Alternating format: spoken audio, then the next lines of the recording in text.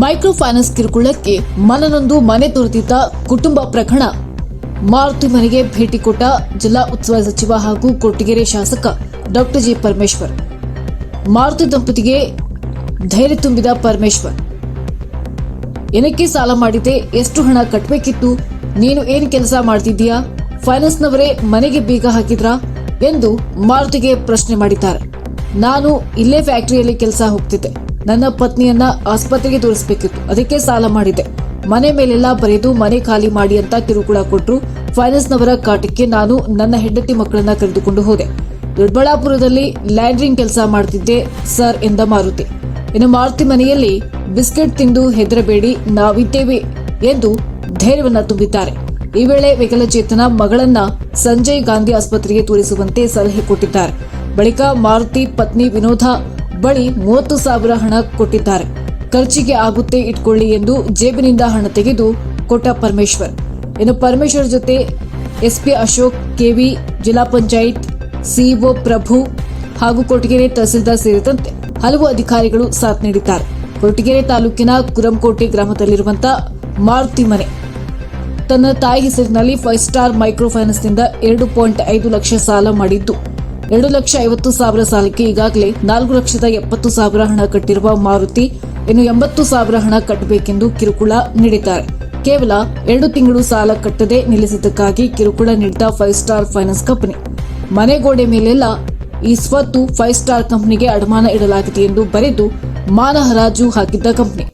ಇನ್ನು micro finance ಕಿರುಕುಳಕ್ಕೆ ಮನನೊಂದು Maruti ಕುಟುಂಬ ಮನೆ ತೊರೆದಿದ್ದ ಮಾರುತಿ ಕುಟುಂಬವನ್ನ ನಿನ್ನೆ ಸಂಜೆ ವಾಪಸ್ ಮನೆಗೆ ಕರೆತಂದಿದ್ದ ಜಿಲ್ಲಾಡಳಿತ ಮನೆಗೆ ಸುಣ್ಣ ಬಣ್ಣ ಹೊಡೆದು ಮನೆಗೆ ಪೂಜೆ ಮಾಡಿಸಿ ಮನೆಗೆ ಬಿಟ್ಟಿದ್ರು.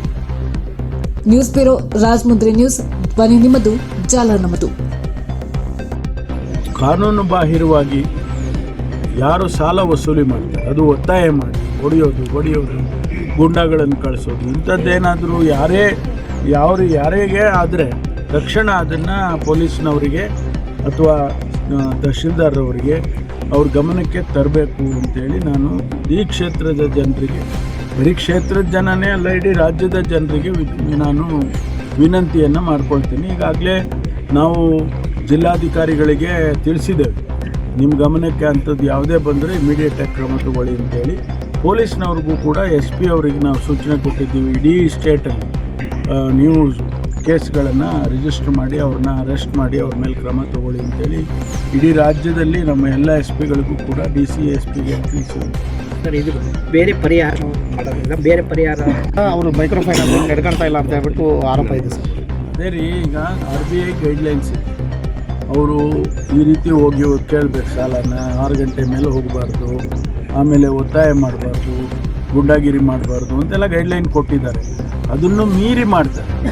ಈಗ ರಿಜಿಸ್ಟರ್ಡು MFI ಅಂತೀವಿ ನಾವು, ಮೈಕ್ರೋ ಫೈನಾನ್ಸ್ ಇನ್ಸ್ಟಿಟ್ಯೂಷನ್ ಅಂತ, ಅವರು ರಿಜಿಸ್ಟರ್ ಇದ್ದರೂ ಕೂಡ ಆ ಗೈಡ್ಲೈನ್ಸ್ ಮಾಡಬೇಕು.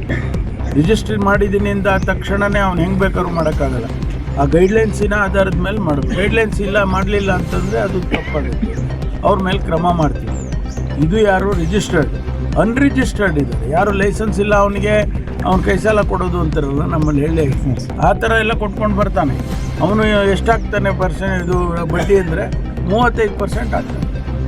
ಅವ್ನು ಯಾರು ಹೇಳೋರಿಲ್ಲ ಕೇಳೋರು, ಹಂಗಾಗ್ಬಿಟ್ಟು ಅದಕ್ಕೋಸ್ಕರ ಈಗ ಅದಕ್ಕೆ ಕಡಿವಾಣ ಹಾಕಬೇಕು ಅಂತಲೇ ಕಾನೂನು ತರ್ತಾರೆ. ಮತ್ತು ಹನುಮಂತಪುರದ ಘಟ್ಟೆ ಸರ್, ಅವರು ಕೂಡ ತಪ್ಪು ಮಾಡ್ತಾರೆ. ನಾವು ಅವರೆಲ್ಲ ಸರಿ ಅಂತ ಹೇಳೋದಿಲ್ಲ.